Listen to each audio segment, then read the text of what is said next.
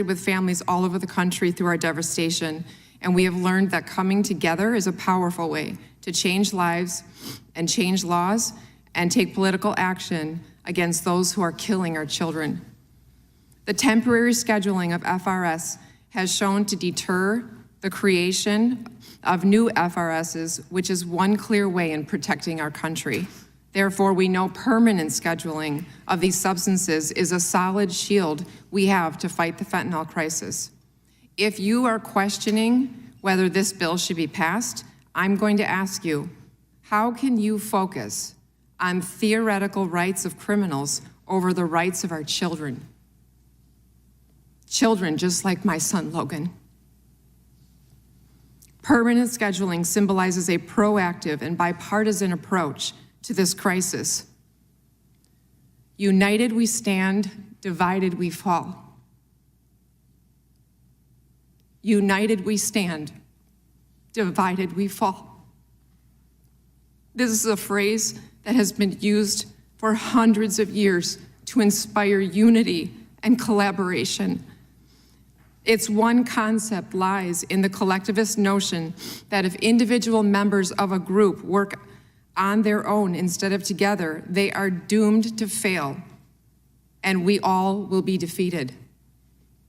Do you believe in any way that our country is being defeated by this poison developed in Chinese and cartel labs? Time's expired. I'm going to ask that question one more time. Do you believe in any way that our country is being defeated by this poison developed in Chinese and cartel labs? Ms. Rockwell, if you could please wrap. I can tell you that I believe we are, and many others do as well. Wisconsin parents of Cade, forever 18, Ryan, 23, Nick, Sylvia, Katrina, Tyler, Archie, Miguel, Sam, Mackenzie, Ryan. To connect with a young adult around Logan's age, most parents simply go out to dinner, visit, call, text, FaceTime, vacation, or spend a holiday. To connect with our son Logan, we have to look at a sunset, a rainbow, listen to a song, look at a picture, or wear his fingerprint around our neck. This is what fentanyl does. It changes everything, our past, our present, and our future. In conclusion, our family's story, Logan's story, is just one of tens of thousands that have occurred and will keep occurring if we do not take action to slow down and ultimately stop the explosion of this deadly poison. We hope by sharing our experience, we can give meaning to Logan's ultimately untimely loss and honor his life and leave a significant legacy to protect other families from this devastation. Thank you for your time and opportunity to tell our story. Thank you, Ms. Rockwell. Dr. Singer, you're recognized for 5 minutes. Thank you, Chairman Biggs, and my deepest condolences to the Rockwells, members of the committee. I've submitted written testimony, which I'll summarize here. Leaders and commentators often refer to the fentanyl overdose crisis as an epidemic or an invasion, but these are inappropriate metaphors. Fentanyl is not a viral pathogen that jumps from host to host or a hunter seeking a defenseless prey. The influx of fentanyl is a response to market demand. More crucially, fentanyl is just the latest manifestation of what drug policy analysts call the iron law of prohibition. The shorthand version of the law states, the harder the law enforcement, the harder the drug. Prohibition incentivizes the creation of more potent drugs that are easier to smuggle in smaller sizes and can be subdivided into more units to sell. The iron law is why cannabis THC concentration has grown over the years. It is what brought crack cocaine into the cocaine market. It is why fentanyl replaced heroin as the primary cause of overdose deaths in the United States.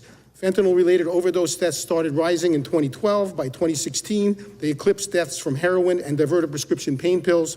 By 2017, fentanyl was found in more than 50% of opioid-related overdose deaths. And by 2022, as we know, it was involved in roughly 90%.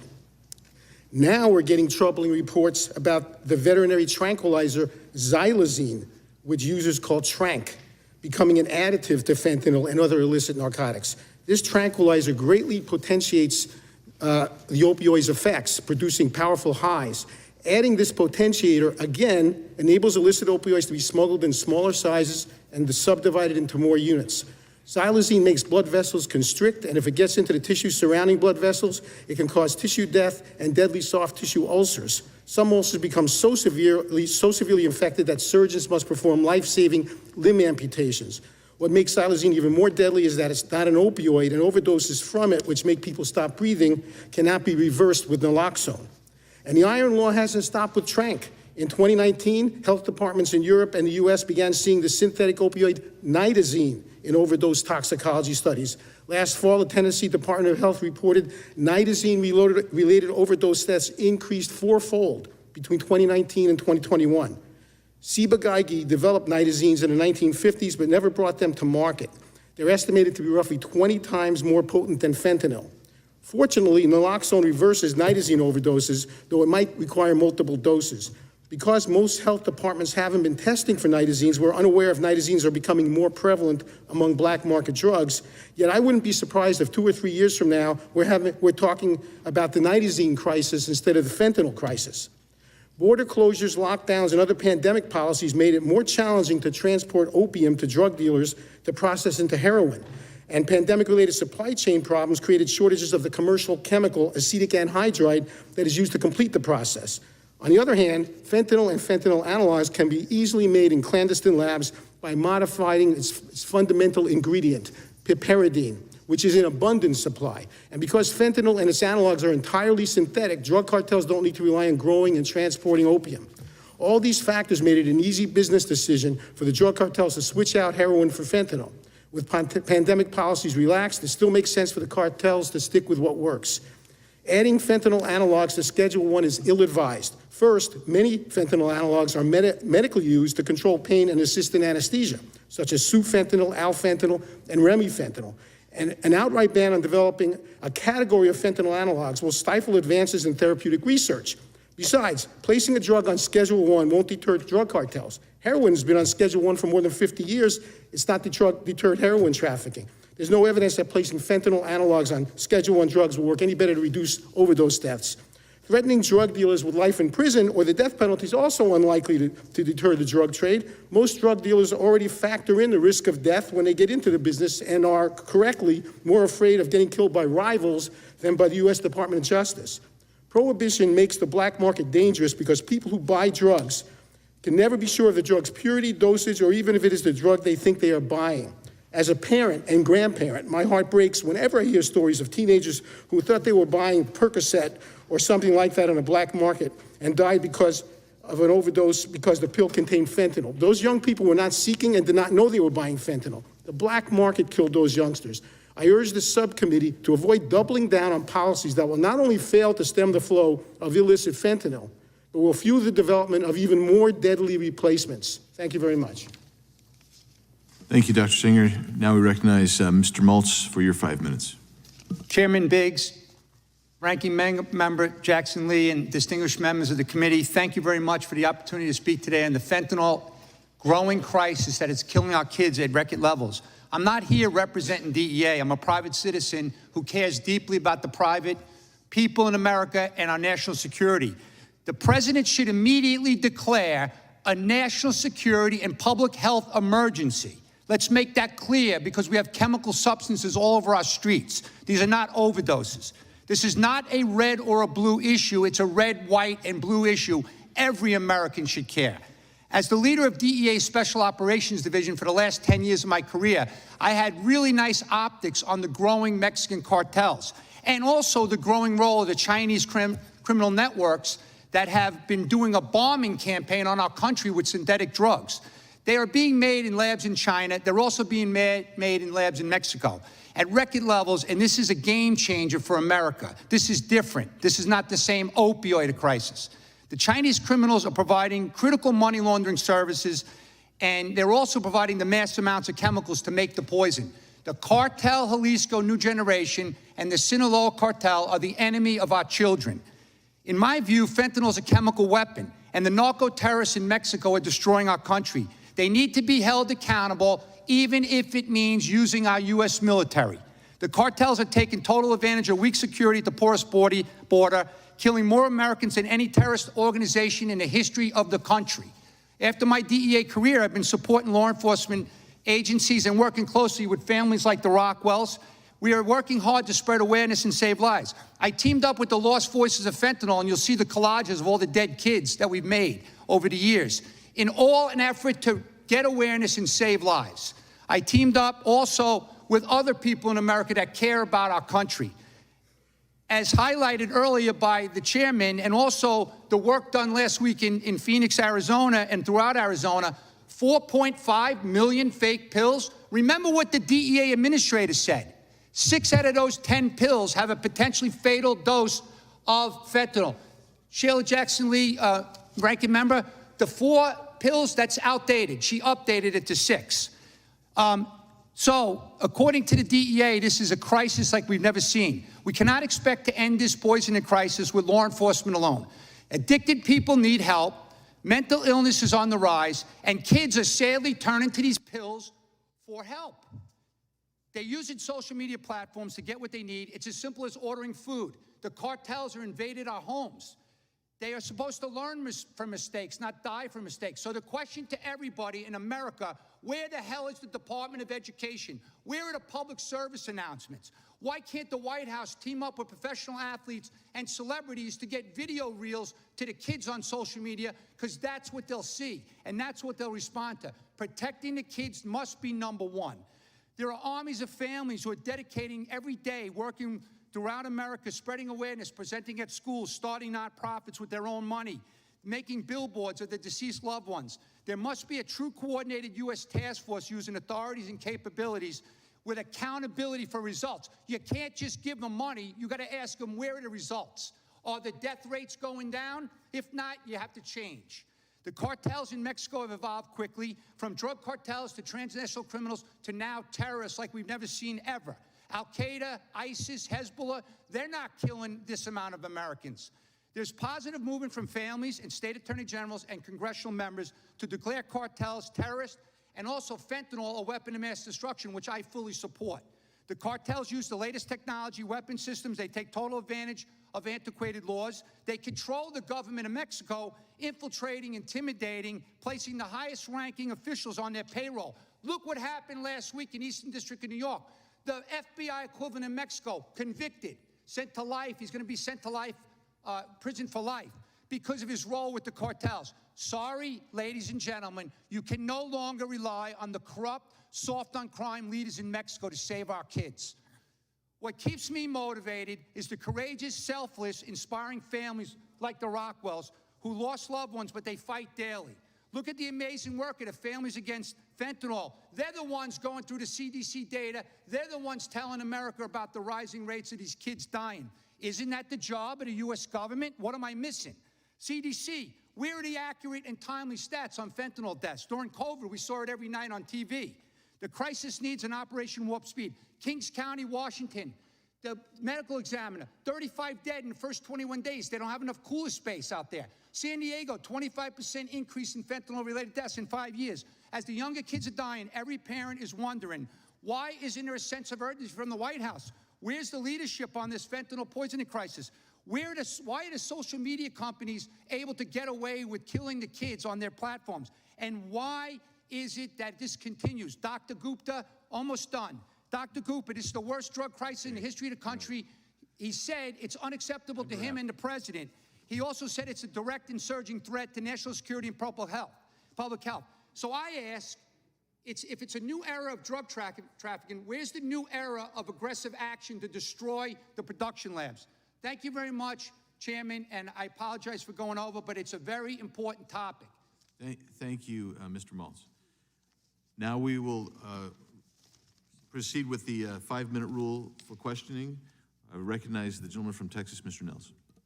Thank you, Mr. Chairman. Dr. Singer, in your testimony, you state, quote, fentanyl is just the latest manifestation, what drug policy analysts call the iron law of prohibition. The harder the law enforcement, the harder the law. Enforcing prohibition incentivizes those who market prohibited substances to develop more potent forms that are easier to smuggle, end quote. Doctor, I was a law enforcement officer, served in it for 30 years, as a sheriff of Fort Bend County for 8 years, large agency. And I can tell you, sir, in my humble opinion, you, sir, are wrong. This here is Jose Olivares. He's out of Mexico. Roadside investigation, Highway 59 north in my county, Kendleton, Texas. One of my officers located 10 bundles containing 10,000 tablets of fentanyl. I want to explain something that law enforcement across this country, we save lives. 2 milligrams of fentanyl, 1 lethal dose. 5 milligrams, look at the chart. Are you telling me, sir, that we should not have saved those 25,000 lives that this fentanyl would have killed? I'm telling you that there's another 25,000 lethal doses right behind that. I want to show you another example. This is Mr. Luis Garza. Garza was found by my officers, Beasley, Texas, Highway 59 north. During this investigation, my officers located 5 containers of 10,000 Xanax tablets that were discovered to contain fentanyl. Should law enforcement not have protected 25,000 lives that these tablets would have killed? I'm not Just say saying, yes or no. yes, they should have. In your testimony, you state, quote, threatening drug dealers with life imprisonment or the death penalty is also unlikely to deter the drug trade, end quote. Mr. Nadler was up here just a few minutes ago. I'm paraphrasing him. He says, we can't incarcerate ourselves out of this problem. And I'm agreeing with you. I realize that individuals, these drug cartels, drug dealers, they're risking their lives being involved in this business. I understand that. But I support President Trump and his recent comments related to making the sale and distribution of fentanyl a capital crime and the use of the death penalty. I believe this strategy will address this serious problem. And maybe not, it won't solve the problem, but I believe that if you start strapping a few of these ruthless bastards to a gurney and start filling them with the same drug they were selling to kill Americans, it would bring me a great deal of satisfaction. I want to thank those that are here. Ms. Rockwell Logan, I am so sorry. I had dinner with a gentleman last night, lost his 27-year-old son. He was shaking when I was having a conversation with him, and I told him I'm going to be here today. I'm sorry for your loss. I will do everything in my power to secure our southern border, to support our law enforcement, to make America first, to make America great again, and stop this deadly drug from making its way into our communities. Thank you. I yield back. Oh, I yield my time. Thank you for yielding, and thank you for your questioning. I want to make this point because I think it needs to be made based on some of the statements from my friends about this issue, who I think are sincerely concerned as well. The movement of illegal aliens across our southern border is unbelievably high. I mean, we're talking over 2 million encounters last year, not to mention 1 million known gotaways. The Border Patrol is distracted by dealing with those individuals that are surrendering. 1 million people, as I showed in the video earlier, coming across in camo and backpacks. They're not coming on holiday, they're coming to poison our children and our citizens. The border control vacancy that occurs because we have, I know some of you are very familiar with Arizona, the Tohono O'odham Reservation, 62 linear miles on the border. 62 linear miles. Basically times where no one is there to patrol because they're dealing with the surrenders and gotaways. Please remember that. This is coming and pouring across our southern border. With that, the time has expired, and I will yield to the gentlelady, the ranking member from Texas, Ms. Jackson Lee.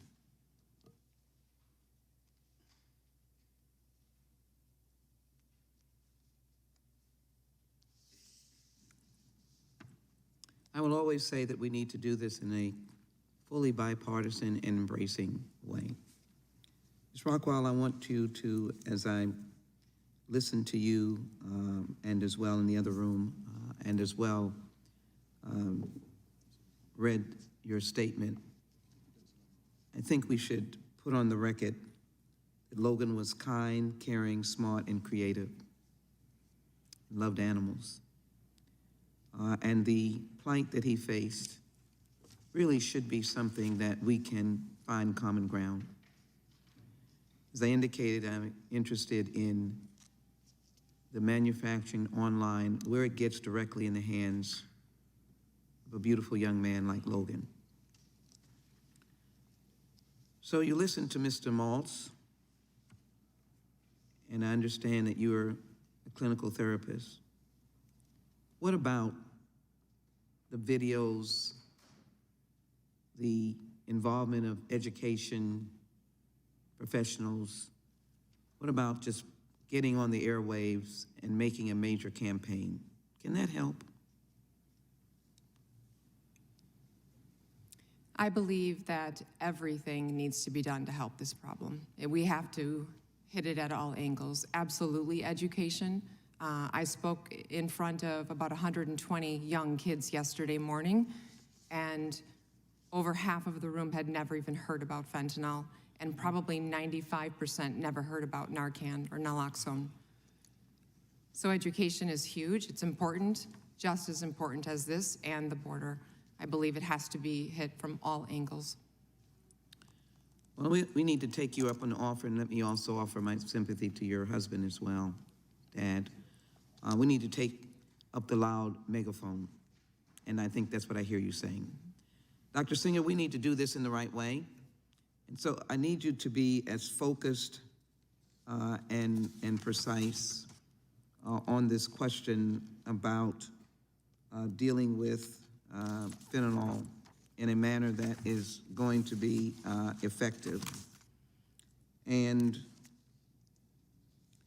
the question of research and the medical use, can you explain how important, and that is even this scourge of the epidemic of attacking our nation in terms of addiction and deaths, how do you interject the fentanyl research so that we can be common sense focused to save lives, but to deal with the research that medicine needs to do?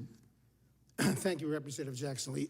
Yes, actually, as we know from past experience, classifying a particular category of a fentanyl analog as Schedule I, meaning no accepted medical use, basically cuts off any opportunity to do research on the drug going forward. And I think nobody can ever know that there's not going to be something good discovered. We cut off psychedelics 50 years ago from research, and just now we're starting to realize the many useful, many lives that could have been saved over the last 50 years, but research was completely suppressed. And the FDA is about to finally legalize MDMA maybe this year. Marijuana is still Schedule I, and could anybody with a straight face say that it has no accepted medical use? So first of all, just as a matter of principle, to completely block research into a certain area because you've decided in advance that it's not going to lead to anything positive, I don't know how anybody could ever know that. They probably laughed at people who suggested you can get penicillin from a bread mold, but we did. So that's number one. Number two, I think it's a distraction to focus on